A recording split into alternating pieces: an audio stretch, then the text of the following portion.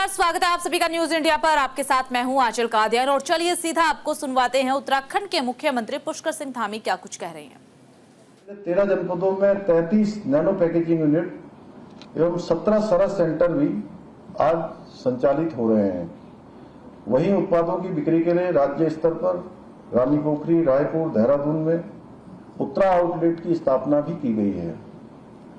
वर्तमान में चारधाम यात्रा मार्गों पर 110 अस्थायी आउटलेटों के माध्यम से महिला समूह की उत्पादों की बिक्री की जा रही है, जिसमें हमारे जो स्थानीय उत्पाद हैं उनकी बड़ी संख्या में लोगों के द्वारा मांग भी की जा रही है और लगातार उनका विपणन भी हो रहा है। और आप सभी जानते हैं, इसके साथ ही ये जो हमारे महिलाओं के द्वारा बनाए जाने वाले उत्पाद हैं उनको एक केंद्र मिले, उसके लिए हमने पिछले दिनों माननीय प्रधानमंत्री जी के हाथों जब वो देहरादून इन्वेस्टर ग्लोबल समिट में आए थे तो हाउस ऑफ हिमालय ब्रांड भी जो है उनके हाथों उसका उद्घाटन कराया गया था। और बहनों द्वारा जो बनाए जा रहे विभिन्न अब जो उत्पाद हैं वह विश्व के कोने कोनों में जाएंगे। अभी हमने शुरुआत की है, लेकिन शुरुआत करने से पहले ही ये राधिका जी बैठी हैं, बड़ी मांग उसकी आ रही है। जगह जगह से लोग जो है मांग कर रहे हैं।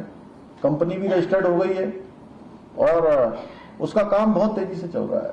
जल्दी ही जो है उस पर एक CEO, चीफ एग्जीक्यूटिव ऑफिसर भी हम लोग उसको नियुक्त कर रहे हैं। मंत्रिमंडल ने उसकी भी स्वीकृति दे दी है। मंत्रिमंडल ने उसको आगे काम करने के लिए कि जो है और सुविधाजनक काम हो, अच्छा काम। जल्दी ही उसका अखबार में एडवर्टीजमेंट आ जाएगा। और इसके पीछे हमारा हेतु यही है कि हमारी बहनें जो भी उत्पाद बनाती हैं उनके उत्पाद को बाजार में जगह मिले, यानी विपणन का अवसर मिले, बाजार में उसका अच्छा मूल्य मिले, उसकी अच्छी पहचान हो। इसलिए मैं आप लोगों से ये जरूर कहना चाहूंगा इस अवसर पर, आपके माध्यम से पूरे प्रदेश की अपनी बहनों को कहना चाहता हूं इस अवसर पर कि आप हमारे विपणन के लिए पूरे देश के लोग, पूरी दुनिया के लोग कहीं न कहीं हिमालय ब्रांड का, उत्तराखंड के ब्रांड का लोग बड़ी उत्सुकता से इंतजार करते हैं। और अब हमारा ब्रांड ऐसा होना चाहिए, चाहे कोई ब्रांड हो, उसकी क्वालिटी बहुत अच्छी होनी चाहिए।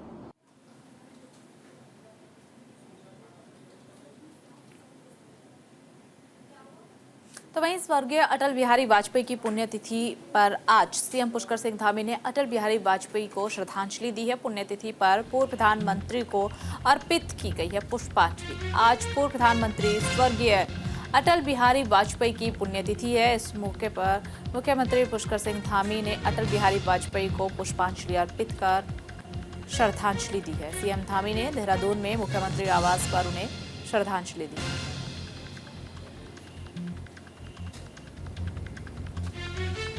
तो पूर्व प्रधानमंत्री अटल बिहारी वाजपेयी की आज पुण्यतिथि पर सीएम पुष्कर सिंह धामी ने उन्हें श्रद्धांजलि अर्पित की है, उन्हें याद किया है। सीएम धामी ने देहरादून में मुख्यमंत्री आवास पर उन्हें श्रद्धांजलि दी है। तस्वीरें भी उस वक्त की आपको दिखा रहे हैं जब सुबह सवेरे पूर्व प्रधानमंत्री अटल बिहारी वाजपेयी को याद करते हुए उन्हें नमन किया, श्रद्धांजलि दी। उनके तमाम वाक्य आज देश भर याद कर रहा है। कहा जाता है या फिर ये भी कह सकते हैं कि माना जाता है, जब भी वो बोलते थे तो एक जादू है जो छोड़ जाते थे और हर कोई उन्हें सुनना चाहता था। चाहे फिर कोई राजनीतिक मंच हो या फिर सदन के अंदर की बात हो, जब भी अटल बिहारी वाजपेयी जी बोलते थे तो हर कोई उन्हें ध्यान से सुनना चाहता था। आज देश उन्हें याद कर रहा है। सुबह सवेरे हमने लाइव तस्वीरें भी देखी थी जब प्रधानमंत्री नरेंद्र मोदी, राष्ट्रपति द्रौपदी मुर्मू, जेपी नड्डा, रक्षा मंत्री राजनाथ सिंह, तमाम दिग्गज नेताओं ने उन्हें याद किया, नम आंखों से श्रद्धांजलि दी। तो वहीं देहरादून से भी ये कुछ तस्वीरें आपको दिखा रहे हैं जब देहरादून में मुख्यमंत्री आवास पर सीएम पुष्कर सिंह धामी ने स्वर्गीय अटल बिहारी वाजपेयी जी की पुण्यतिथि पर उन्हें याद करते हुए श्रद्धांजलि अर्पित की।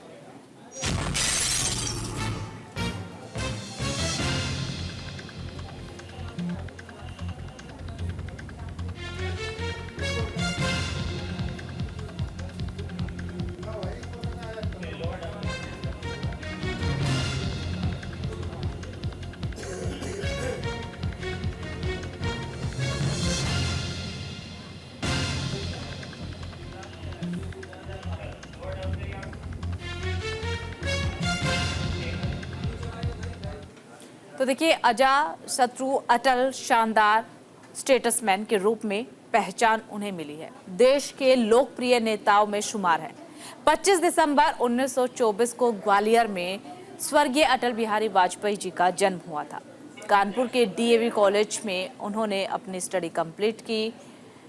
प्रश्नार्थक पत्रकारिता से शुरुआत उन्होंने की अपने करियर की। 1942 में भारत छोड़ो आंदोलन में भी उन्होंने बढ़ चढ़ करके हिस्सा लिया था।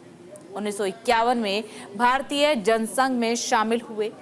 राजनीति में 4 दशकों तक सक्रिय रहे हैं।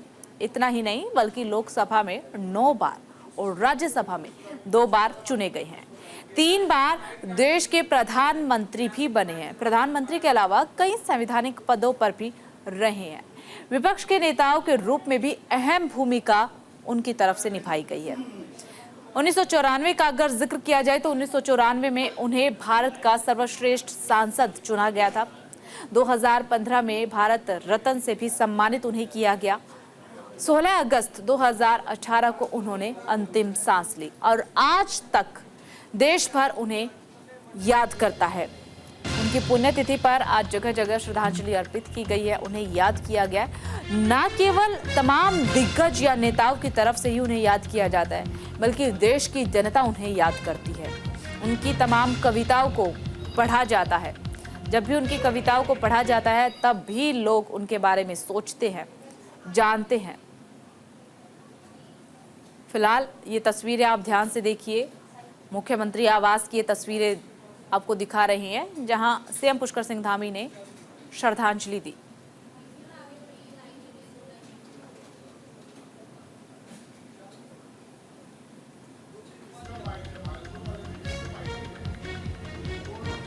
चलिए खबरों में आगे बढ़ते हैं। देवभूमि में मनाया जा रहा है घी संक्रांति का पर्व। सीएम पुष्कर सिंह धामी ने प्रदेशवासियों को शुभकामनाएं दी है।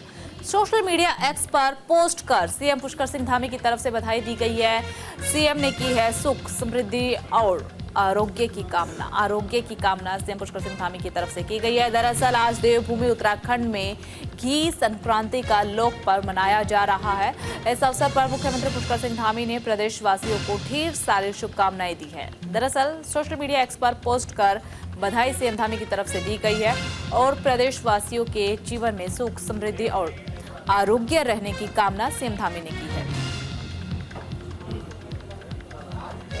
तो घी संक्रांति की धूम देवभूमि उत्तराखंड में देखने को मिल रही है।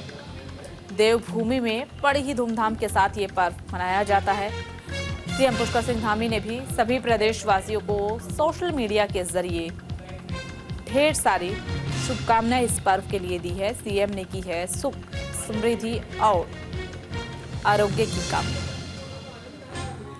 देवभूमि में मनाया जा रहा है घी संक्रांति का ये पर्व,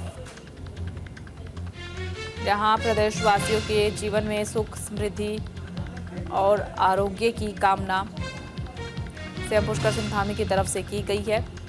ये वही पोस्ट आपको दिखा रहे हैं जो सीएम पुष्कर सिंह धामी ने किया है। तो एक इमेज उन्होंने पोस्ट की है, साथ ही साथ कैप्शन में उन्होंने सभी प्रदेशवासियों को बधाई दी है, जीवन में सुख, समृद्धि की कामना की है। ज्यादा जानकारी के लिए ग्राउंड जीरो का रुख कर रहे थे सहयोगी अनुज अवस्थी हमारे साथ जुड़ चुके हैं। अनुज, सबसे पहले तो आपसे जानना समझना चाहेंगे कि किस तरीके से ये पर्व मनाया जाता है देवभूमि में।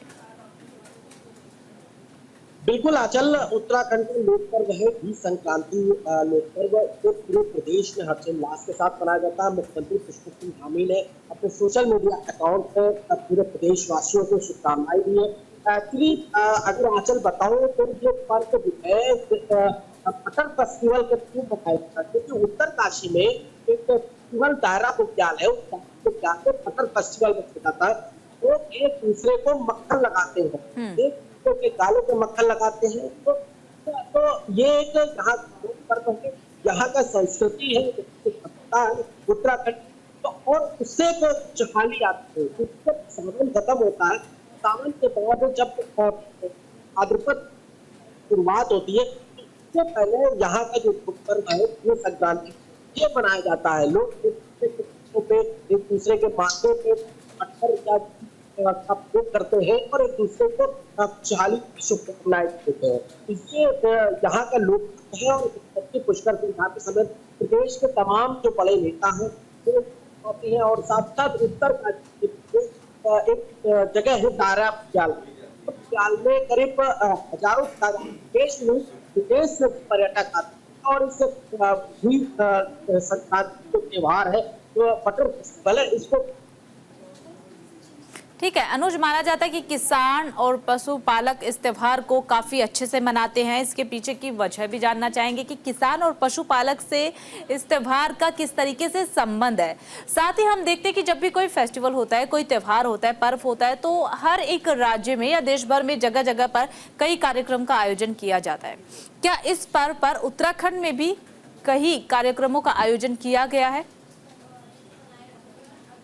बिल्कुल आंचल, अगर घी संक्रांति की अगर बात करें तो हर घर में ये त्योहार मनाया जाता है। लोग एक दूसरे को बधाई देते हैं, एक दूसरे के खेत घी या बटर का प्रयोग करते हैं।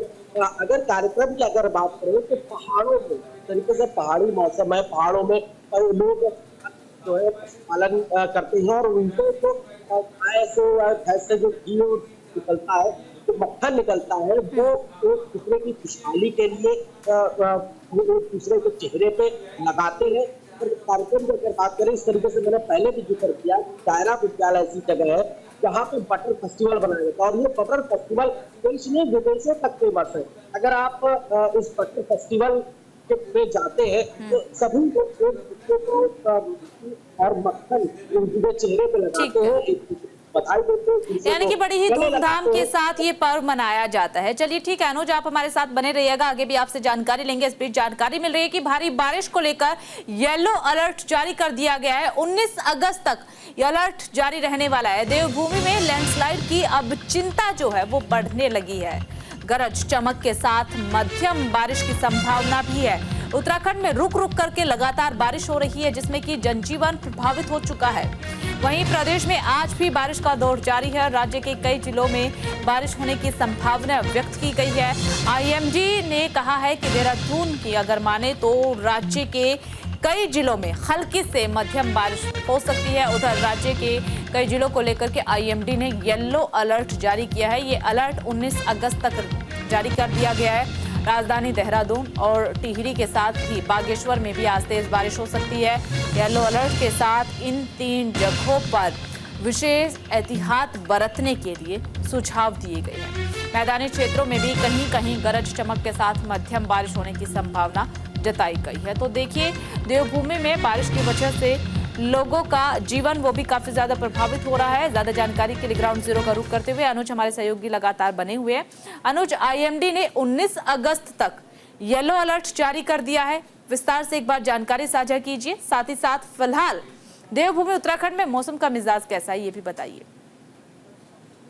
बिल्कुल आंचल, अगर मौसम विभाग की अगर बात करें तो उत्तराखंड के करीब 6 जिले ऐसे हैं जहाँ पर मौसम विभाग ने येलो अलर्ट जारी कर रखा है। उत्तरकाशी, बागेश्वर, चमोली, रुद्रप्रयाग, साथ ही साथ नैनीताल, चंपावत, पिथौरागढ़, ये तमाम जिले जो है वहाँ पे येलो अलर्ट जारी कर दिया गया और वहाँ पे भारी बारिश होने की संभावना मौसम विभाग ने जताई है। अगर राजधानी देहरादून की बात करें, हरिद्वार की अगर बात करें, थोड़ा सा धूप जरूर खुली हुई है, लेकिन फिलहाल रात तक मौसम खराब होने की संभावना जताई जा रही है, क्योंकि भारी बारिश का अलर्ट राजधानी देहरादून में। पहाड़ों की अगर बात करें तो पिथौरागढ़, मुनस्यारी, चंपावत की अगर बात करें तो बाहर हो रही है, लैंडस्लाइड का खतरा लगा हुआ है। मौसम विभाग और आपदा प्रबंधन केंद्र दोनों ने जारी करी है कि जो नदी किनारे जो लोग रह रहे हैं उसको सुरक्षित है। साथ ही साथ जो नदी लोग जा रहे हैं कृपया ना जाए, क्योंकि नदी का जो लगातार बढ़ रहा है। इस तरीके से टिहरी की अगर बात करें तो वहाँ चल रहा है। नैनीताल से अगर बात करें कनकपुर के मार्केट, वहाँ पर भी लैंडस्लाइड के कई ऐसे इलाके हैं जहाँ पर उनको डेप्यूटी विभाग और आपदा प्रशासन के टीम लगातार प्रयास कर रहे हैं। मुख्यमंत्री यहाँ से अपडेट दे रहे हैं। चलिए ठीक है अनुज, बहुत बहुत शुक्रिया आपका तमाम जानकारी साझा करने के लिए। खबरों में आगे बढ़ते हैं। हिंडनबर्ग की रिपोर्ट पर बवाल मचा हुआ है।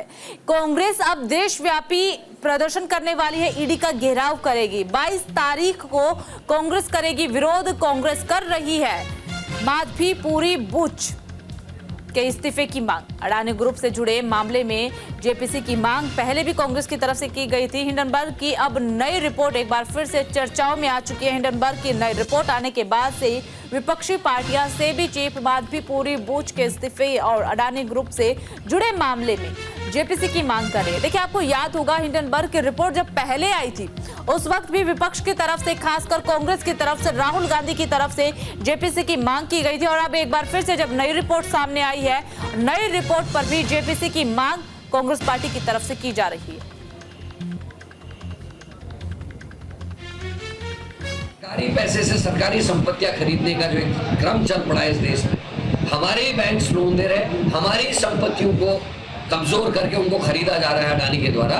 तो ये जो चल रहा है ये ज्यादा समय तक चलने वाला नहीं है। हमारी सरकार आएगी, हम इस सब चीज को उल्टा कर देंगे, पलटने का काम करेंगे। और जिस तरीके से सीबीआई और ईडी का बेजा इस्तेमाल भारतीय जनता पार्टी की सरकार विपक्ष के लिए कर रही है एक टूल के रूप में, उसका हम विरोध करेंगे। 22 तारीख को राष्ट्रव्यापी आंदोलन है हर राज्य में जहां जहां ईडी के दफ्तर है। चलिए खबरों में आगे बढ़ते हैं। रुड़की के नारसन में 2 गुटों में झड़प का मामला सामने आया है। झगड़े में लहरा रहे थे तमंचा। पुलिस ने 3 युवकों को गिरफ्तार कर लिया है। अन्य युवक मौके से फरार हो गए। तलाश फिलहाल जारी है। रुड़की के नारसन में 2 गुट में झड़प का मामला सामने आया है, जिसमें कि 2 गुटों के लोग तमंचा लहराते हुए भी नजर आए हैं। मामले में पुलिस ने 3 युवकों को फिलहाल गिरफ्तार कर लिया है, जबकि अन्य युवक फरार हो चुके हैं। पुलिस फरार आरोपियों की तलाश फिलहाल कर रही है। गिरफ्तार आरोपियों से पुलिस ने तमंचे भी बरामद किए हैं। लक्सर में सरकारी दफ्तर में भ्रष्टाचार का मामला सामने आया है। बाल विकास विभाग पर भ्रष्टाचार का आरोप है। आंगनबाड़ी विकास राशि में भ्रष्टाचार का मामला है। आंगनबाड़ियों में डीएम को शिकायत की सूचना दी गई थी। लक्सर में आंगनबाड़ी केंद्रों को बेहतर बनाने के लिए धनराशि में भ्रष्टाचार का मामला सामने आया है। इस मामले में आंगनबाड़ी ने डीएम गोपाल सिंह चौहान से शिकायत भी दर्ज कराई है। इसी शिकायत में बाल विकास विभाग पर भ्रष्टाचार का आरोप लगाया गया है। आंगनबाड़ियों का कहना यह है कि सरकार ने 20 सक्षम आंगनबाड़ी केंद्रों को बेहतर बनाने के लिए लाखों रुपए की धनराशि आवंटित की थी। इस धनराशि को बाल विकास विभाग ने फर्जी हस्ताक्षर कर बैंक के खातों से निकाल लिया। फिलहाल मामले में डीएम ने जांच कर कार्रवाई करने के आदेश दिए।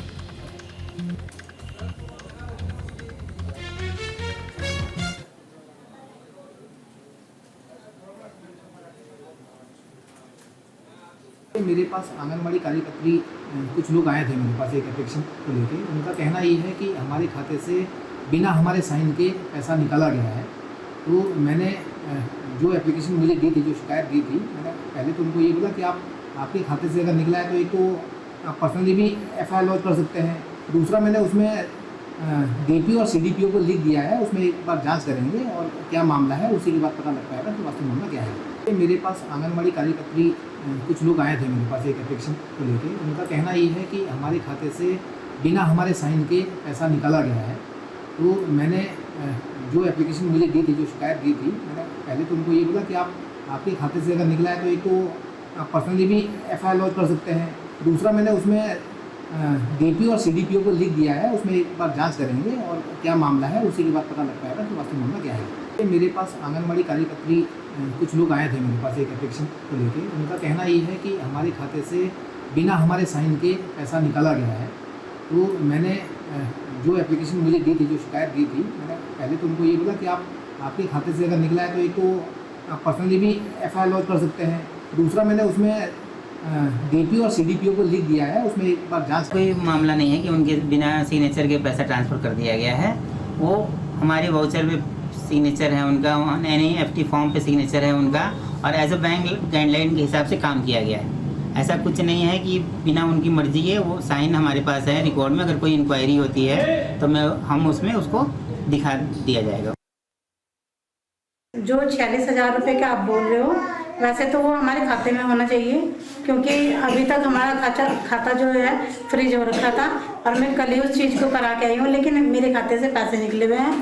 और उसको जो 46,000 का है वो डिवाइड किया गया था। 25,000 तो हमारे मेंटेनेंस के थे और उसमें 15,000 वाटर हार्वेस्टिंग के और 5,000 हमारे पोस्ट मार्टिका के थे। लेकिन अभी तक मेरे सेंटर पे कोई भी नहीं आया है। बोला गया था कि ये आपके खाते में से जब पैसे निकलेंगे तो उसका आपको पहले बताया जाएगा, सीडीपीओ के पास ये आपके वो रहेंगे। सबसे मेन बात है, जब मैंने 25 वाले में मैंने साइन नहीं किए हैं, क्योंकि मैंने बोल दिया था जिस टाइम मेरे केंद्र पे काम होगा तो मैं उसके थ्रू देती रहूँगी पैसा। तो उन्होंने कहा नहीं, आप ये हमें इकट्ठा दे दीजिए और ये आपके सीडीपीओ के पास रहेंगे। तो वहीं लक्सर में 2 पक्षों में जमीनी विवाद मामले में जांच फिलहाल पुलिस कर रही है। मामले की जांच करने तहसील गई थी पुलिस। दस्तावेजों की कमी के कारण नहीं हो पाई है जांच। लक्सर के बसेड़ी खादर गांव में 2 पक्षों के बीच जमीनी विवाद का मामला चल रहा है। इस मामले में पुलिस की जो टीम है वो पैमाइश करने के लिए तहसील पहुंची थी। इस दौरान दस्तावेजों की कमी के कारण पैमाइश का कार्य जो है वो पूरा नहीं हो पाया। अब आज तहसील मुख्यालय पर दोनों पक्षों का तमाम दस्तावेज के साथ बुलाया गया है। इसके बाद भूमि की पैमाइश की जाएगी।